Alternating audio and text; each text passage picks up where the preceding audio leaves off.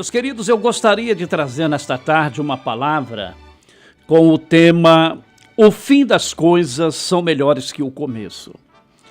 É uma palavra muito importante e nós vamos tomar por base um texto na palavra de Deus, no livro de Eclesiastes, uma passagem muitíssimo conhecida do povo de Deus.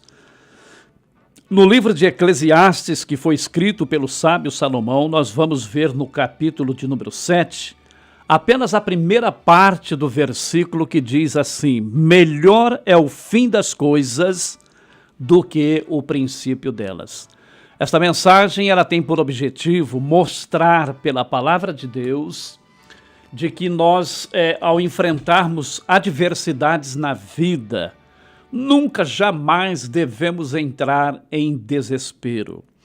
Porque é muito melhor, às vezes, nós passarmos por lutas, por provas, mas sairmos vencedores do outro lado, lá no final, sairmos com a bênção, com a vitória, do que às vezes você começar muito bem, ter aí uma vida boa, uma vida tranquila, sem problemas, sem provações, mas lá no final vem um tropeço e você acaba chegando realmente no final da tua carreira, da tua jornada, em situação difícil e complicada. Então nós quero trazer dois exemplos nesta tarde de personagens da Bíblia Sagrada que retrata muito bem essa realidade. Porque veja bem, meus queridos, o dia que nós dermos o último passo na nossa existência aqui na Terra, nós automaticamente estaremos dando o primeiro passo. Note, o último aqui na Terra, no último respirar da nossa vida, e entrando para o primeiro passo, daremos o primeiro passo para vivermos uma eternidade. A gente ouvindo falar da eternidade parece uma coisa tão simples, tão inconsequente, mas quem pode calcular a eternidade? Não existe cálculo, porque ela é eterna. Evidentemente nós não somos eternos porque um dia fomos criados. Mas a partir do momento que nós entregamos a nossa vida ao Senhor Jesus Cristo, que é o nosso Senhor e o nosso Salvador, então nós já começamos a viver a realidade da eternidade. Um dia o Senhor nos chamará à sua presença, seja via morte ou via arrebatamento da igreja, nós iremos estar com Ele por toda a eternidade. Mas existe uma outra eternidade também, que é incontestável e vai acontecer exatamente igual. É no último passo aqui, o primeiro para a eternidade, só que perdidos. Por quê? Porque rejeitaram a verdade. Porque desprezaram a verdade, mesmo conhecendo. Percebam que há pessoas que ouvem todos os dias uma mensagem tentando alertá-lo, exortá-lo, convidá-lo para entregar a vida ao Senhor Jesus Cristo, para ter a certeza, a convicção e a paz de que vai viver uma eternidade feliz, porque o outro lado da moeda será um sofrimento eterno. É uma coisa dura, difícil até de falar. Hoje a maioria dos pregadores já não abordam mais este tema, com medo de perder os seus ouvintes, só que nós temos compromisso com a verdade, nós temos que ter responsabilidade, porque a coisa é séria, é seríssima a situação de quem partir para a eternidade desprovido da salvação de nosso Senhor e Salvador Jesus Cristo. Então nós vamos ver, eu quero trazer dois exemplos de pessoas. Um começou muito bem e terminou mal. Outro começou mal, mas terminou bem. Então eu quero trazer esta palavra porque a Bíblia diz que muitos dos últimos serão os primeiros e muitos dos primeiros serão os últimos. Porque exatamente por isto, a pessoa que ele tem uma jornada toda com Deus, vivendo a cada dia experiências com Deus, Deus provando ser o Deus que é e ser o Deus dele, com prodígios, sinais, maravilhas, Deus cuidando, Deus de provisões, provendo tudo que a pessoa precisa. Um dia ele se chateia, ele se desgosta com alguém ou com alguma coisa e vira as costas para Deus, como se Deus fosse o culpado dele estar vivendo aquela situação. Então nós estamos aqui justamente para, através da palavra de Deus, sempre trazer uma mensagem de alerta, de reflexão, para que as pessoas entendam que é muito melhor terminar bem do que começar bem e terminar mal. Por um outro lado também, há pessoas que ele vive uma vida toda impiamente, desprovido da graça de Deus, não tem compromisso com Deus, não quer nem saber de Deus, mas lá no final da sua carreira, no final da sua jornada, ele tem uma oportunidade de entregar a sua vida ao Senhor e ele não perde essa oportunidade. Então, por isso eu quero trazer os exemplos aqui de pessoas que vai servir de exemplo para nós. O primeiro exemplo, eu quero tomar a vida do próprio Salomão. Veja que Salomão foi quem escreveu o livro de Eclesiastes, de onde nós tiramos o texto para dar base ao tema que nós estamos discorrendo com você nesta tarde. Vamos ver como que ele começou. No segundo livro das Crônicas, vamos ver que ele teve um começo lindo e depois se perdeu, lamentavelmente se perdeu. Agora veja bem, nós não somos melhores do que ele. Se isto aconteceu com ele, nós somos passivos de erros também, por isso muito importante a gente estar meditando na palavra do Senhor nosso Deus.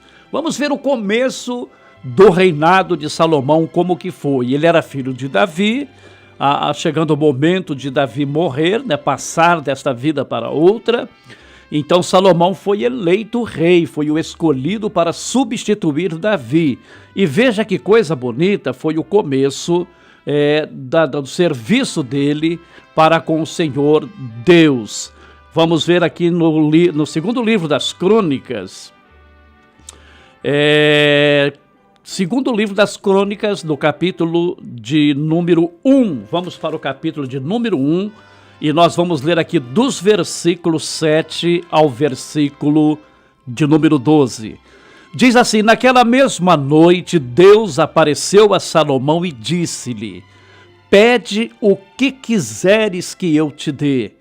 E Salomão disse a Deus: tu usaste de grande beneficência com Davi, meu pai, e a mim me fizestes rei em seu lugar. Agora, pois, ó Senhor Deus, confirma a tua palavra dada a Davi, meu pai, porque tu me fizestes rei sobre um povo numeroso como o pó da terra. Dá-me, pois, agora sabedoria e conhecimento, para que possa sair e entrar perante este povo, porque quem poderia julgar a este teu tão grande povo? Então disse Deus a Salomão: porquanto houve isso no teu coração, e não pedistes riquezas, fazenda ou honra, nem a morte dos que te aborrecem, nem tampouco pediste muitos dias de vida, mas pediste para ti sabedoria e conhecimento, para poderes julgar ao meu povo, sobre o qual te pus rei. Sabedoria e conhecimento te são dados, e te darei riquezas e fazenda e honra, qual nenhum rei antes de ti teve, e depois de ti tal não haverá. Oh, glória a Deus! Meus queridos irmãos, veja como foi o começo do reinado de Salomão. Que privilégio, que altíssimo privilégio, o próprio Deus aparecer a ele e fazer esta proposta para ele: pede o que você quiser que eu vou te dar. Queridos, às vezes eu fico pensando, já pensou se Deus aparecesse para mim, meu pai querido, o que eu ia pedir para ele? Se Deus aparecer para você, você já pensou nesta possibilidade? Você já parou algum momento, alguma vez, pelo menos para estar previamente prevenido, se acontecer de Deus aparecer para você? Porque pode, meu amado, minha amada, perfeitamente repetir isso, porque note que Deus apareceu para Salomão não foi pessoalmente, não foi para falar com ele ali, como quem fala com o seu interlocutor. Não, Deus apareceu para Salomão em sonhos, e em sonho Deus falou com ele, e ele logicamente entendeu que era Deus, e quando Deus mandou ele escolher, ele foi sábio pedindo sabedoria. Porque a pessoa desprovida da sabedoria que vem do alto, A mente dele, o coração dele está somente nos bens terrenos, nos bens materiais, temporais, e nessa hora ele vai pedir talvez uma mansão, quem sabe um jatinho, né, para ter o seu jato particular, coisas que enchem os nossos olhos aqui no mundo. Talvez seria isso que nós pediríamos para Deus, quem sabe um bom emprego, um excelente emprego para ganhar muito dinheiro e trabalhar pouco, não sei. Cada um tem uma perspectiva de vida e um sonho, né? Um sonho de consumo, um sonho a ser realizado. Mas Salomão foi sábio, ele entendeu o peso da responsabilidade, do cargo que ele ocupava, da função que ele ocupava, e ele sentiu as suas limitações, então ele pediu: Senhor, me dá sabedoria. Agora veja que além dele pedir sabedoria, o propósito também desta sabedoria era justamente para satisfazer a Deus. Porque ele entendeu que Deus o havia colocado para governar o seu povo, o povo de Deus. Então era muita responsabilidade, que exemplo, né, que lição para nós hoje. Muitas vezes o Senhor nos levanta também com um ministério e nós não estamos nem aí, nós queremos, em primeiro lugar, ficarmos famosos, ficarmos ricos, termos uma agenda carregada, cheia, uma vaidade, tudo uma vaidade, porque se tudo isto tivesse o propósito realmente de trabalharmos para o Senhor, de servirmos o Senhor, de produzirmos para o Senhor, com certeza Deus nos daria como deu a Salomão e se agradaria de nós. Então veja que nós estamos aprendendo com Salomão que ele começou muitíssimo bem.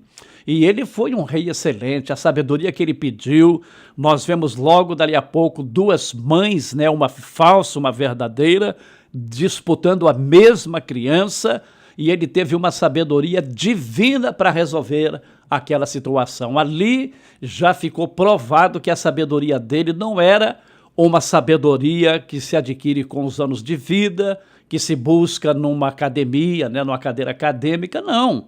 É uma sabedoria que vem de Deus. E Deus pode dar ao grande, ao simples. Se vem de Deus, a sabedoria é de excelência. Então ele começou muito bem e nós podemos aprender com ele.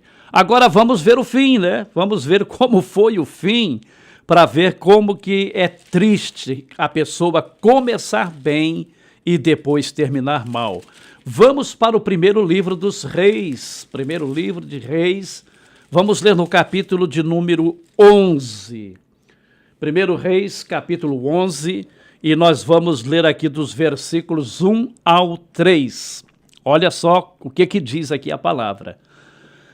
E o rei Salomão amou muitas mulheres estranhas, e isso além da filha de Faraó, Moabitas, Amonitas, Edomitas, Sidônias e Etéias, das nações de que o Senhor tinha dito aos filhos de Israel: não entrareis a elas, e elas não entrarão a vós. De outra maneira perverterão o vosso coração para seguirdes os seus deuses, deuses com D minúsculo. A esta se uniu Salomão com amor. Tinha 700 mulheres princesas e 300 concubinas, e suas mulheres lhe perverteram o coração. Olha, o versículo 4 diz assim: porque sucedeu que, no tempo da velhice de Salomão, olha que coisa triste, jovenzinho, teve sabedoria para pedir sabedoria, para buscar de Deus, aproveitar o momento que estava tendo com Deus para fazer a melhor escolha. Então veja bem, agora na velhice de Salomão, suas mulheres lhe perverteram o coração para seguir outros deuses, e o seu coração não era perfeito para com o Senhor seu Deus, como o coração de Davi, seu pai. Então vocês estão vendo como que a Bíblia Sagrada é um livro rico, é um livro importante. A Bíblia Sagrada, meus queridos, é a palavra de Deus, é a revelação de Deus. A Bíblia Sagrada é o único livro que explica para nós, que revela a nós, que nos faz entendermos quem somos, de onde viemos e para onde vamos. É só na Bíblia Sagrada que nós encontramos. Então, todo aquele que é um leitor assíduo da palavra de Deus, que lê reverentemente, buscando de Deus a revelação, as pessoas vivem bem. Se aplicarmos os princípios da palavra de Deus, a nossa vida será uma vida sábia, será uma vida prudente.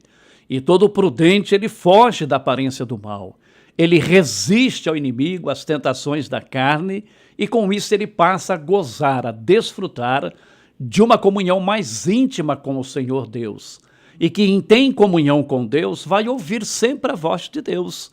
Então você gostaria que acontecesse com você o que aconteceu com Salomão no princípio do seu ministério, no princípio do seu reinado? Então tenha uma vida de comunhão com Deus. Ele, por certo, tinha, tanto que foi escolhido entre tantos filhos que Davi possuía, ele foi o escolhido pelo próprio Deus. Foi Deus quem o escolheu, quem o elegeu. Então ele começou muitíssimo bem.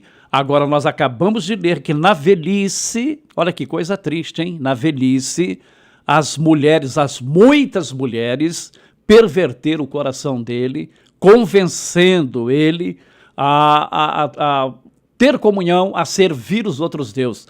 É claro que o nosso tempo aqui não permite a gente, porque eu ainda quero trazer um segundo exemplo, mas veja que coisa triste, meus queridos. Como é que pode uma pessoa que serviu a Deus, tendo profundas experiências com Deus, depois deixar ser levado por influência de pessoas malignas, a abandonar o seu Deus e abraçar deuses criados pelos homens?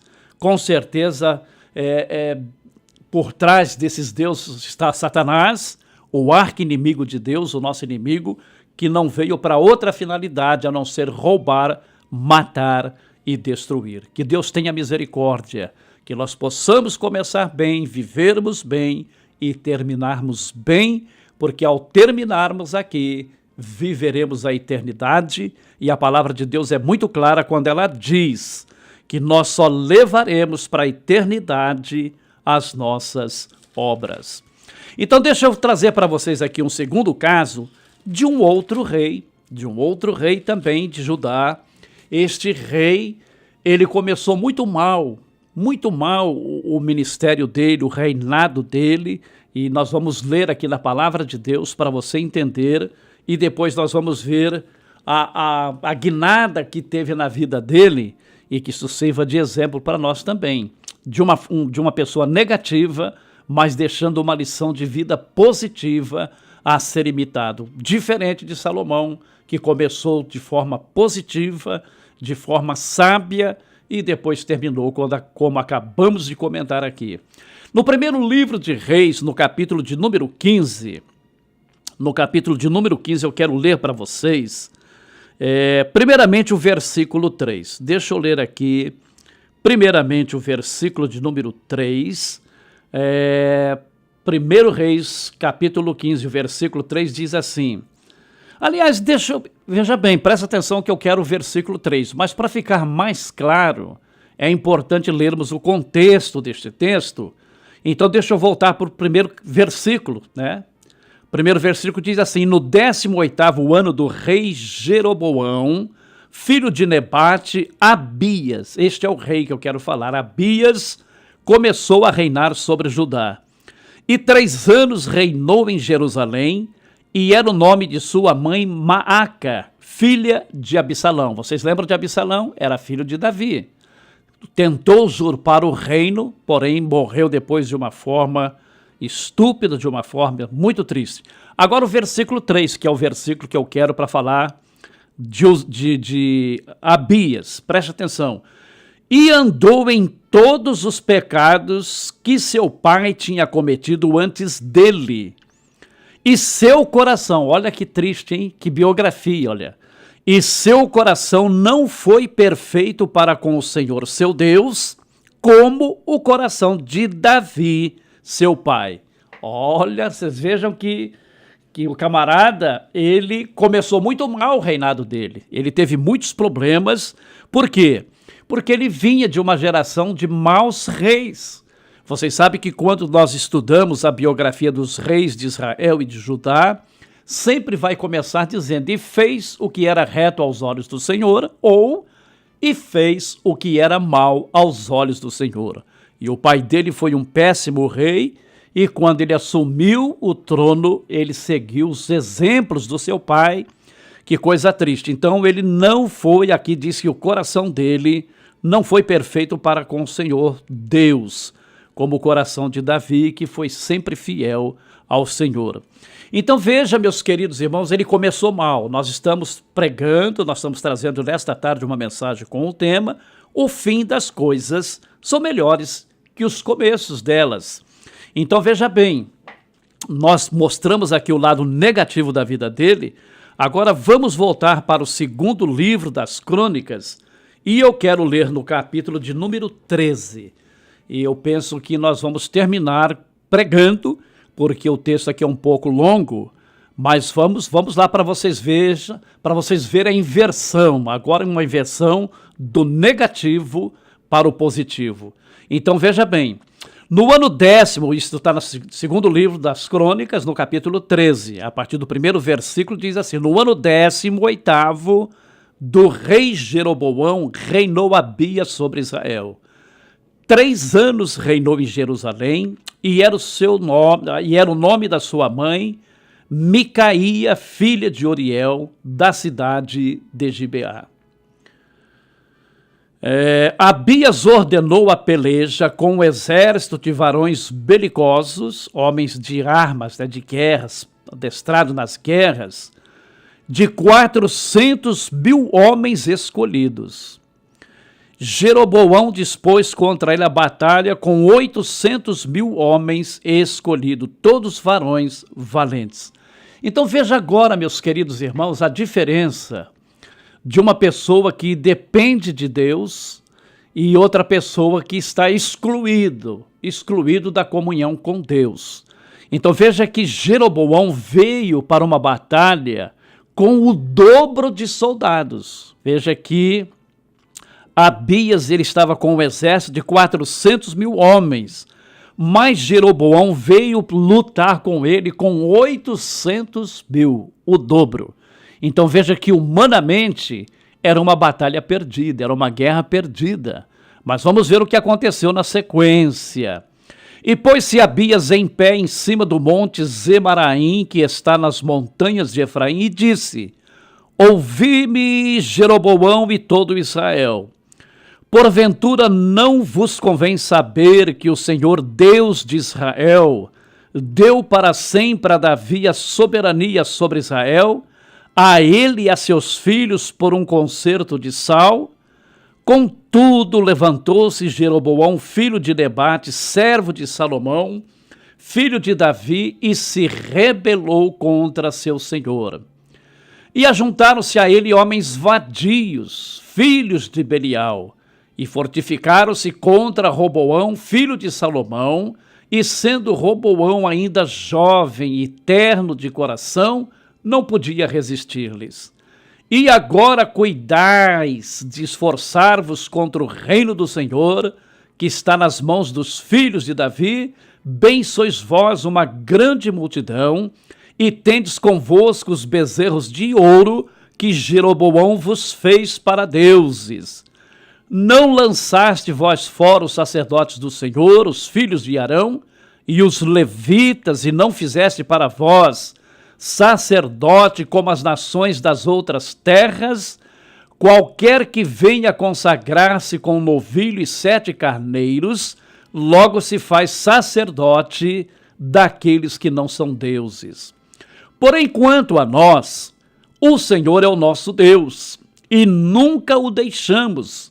E os sacerdotes que ministram ao Senhor são filhos de Arão, e os levitas se ocupam na sua obra.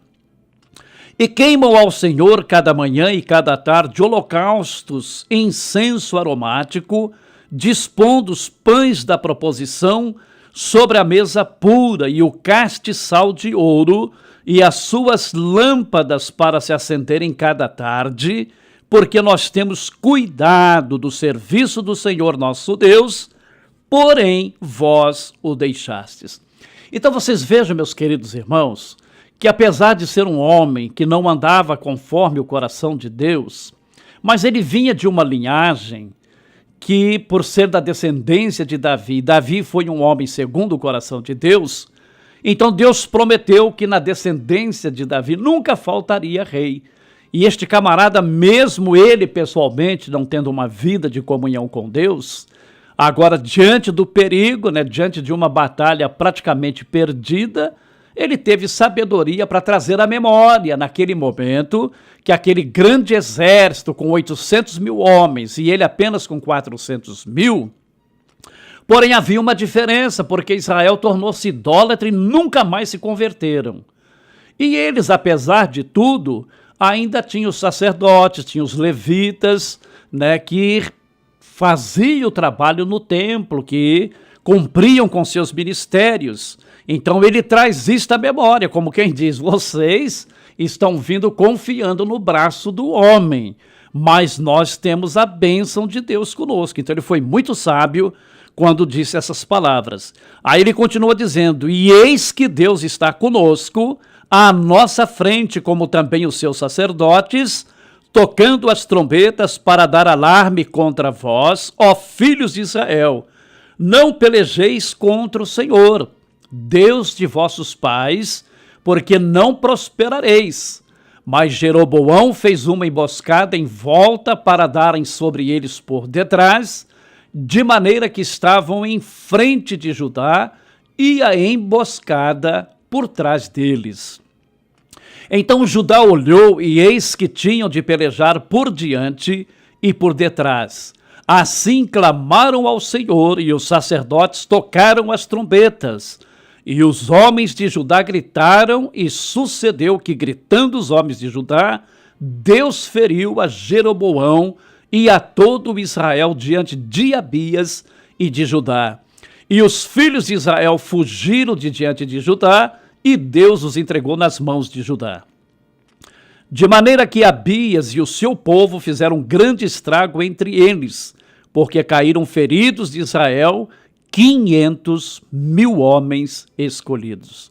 Ora, então veja bem, eles vieram com um exército que era o dobro do exército de Judá, porém morreram da parte deles 100 mil soldados a mais do que todo o grupo de Judá. Então veja a diferença quando nós confiamos em Deus e quando confiamos em nós mesmos ou no poder daqueles que estão conosco. E para finalizar aqui diz, e foram abatidos os filhos de Israel naquele tempo, e os filhos de Judá prevaleceram, porque confiaram no Senhor. Que maravilha, que coisa linda, que mensagem extraordinária o Senhor Deus trouxe para nós nesta tarde. O fim das coisas é melhor do que o começo delas. Que maravilha, que Deus nos abençoe, meus queridos, vocês que me ouvem, e entender que é muito mais importante nós servirmos a Deus e confiarmos em Deus. E aqui mostra que às vezes o problema que nós vamos enfrentar, ele é muito grande, porém, o nosso Deus é infinitamente maior. As pessoas que não têm Deus, às vezes eles enfrentam as mesmas dificuldades e às vezes até maiores, mas a confiança deles está no quê? Está na riqueza, porque eles possuem muitas riquezas. Só que o dinheiro acaba, e quando o dinheiro acaba, a pessoa vai ficar na mão. Então nós temos que tomar muito cuidado, porque não vale a pena confiar nos nossos bens, mas que a nossa confiança esteja sempre no poder, na glória do Senhor nosso Deus, porque dele vem o nosso socorro, e o que vem de Deus é perfeito. Então, meus queridos irmãos, nesta tarde eu quero deixar para vocês esta palavra, que por certo há de trazer muita alegria ao vosso coração, muito ânimo e muita disposição para servir este Deus, porque ele é digno e merecedor de toda honra e de toda glória. E quando nós confiamos publicamente no poder do Senhor nosso Deus, Então nós entendemos que a vitória é nossa porque ela vem do Deus Todo-Poderoso. Então, se você está enfrentando um problema grande, saiba que maior do que o teu problema é o Senhor nosso Deus, e que Ele tem todo o poder, e assim como Ele resolveu o problema deste rei Abias, Ele vai também resolver o teu. Basta você crer, basta você confiar. Tudo é por fé. O que aconteceu? Era um homem que não tinha comunhão com Deus, porém confiou no Deus, no poder do Deus dos seus pais, e isto fez dele um vencedor. Venceu aquilo que era impossível. Então, meus queridos, se ele que não servia a Deus fielmente teve essa vitória porque confiou, imagina você então que serve a Deus, ainda que às vezes com dificuldades, muitas vezes com fraquezas, com falhas, mas não importa, não importa. O que importa é que você confia neste Deus e Ele sabe que a tua fé é pura, então a vitória é tua garantida.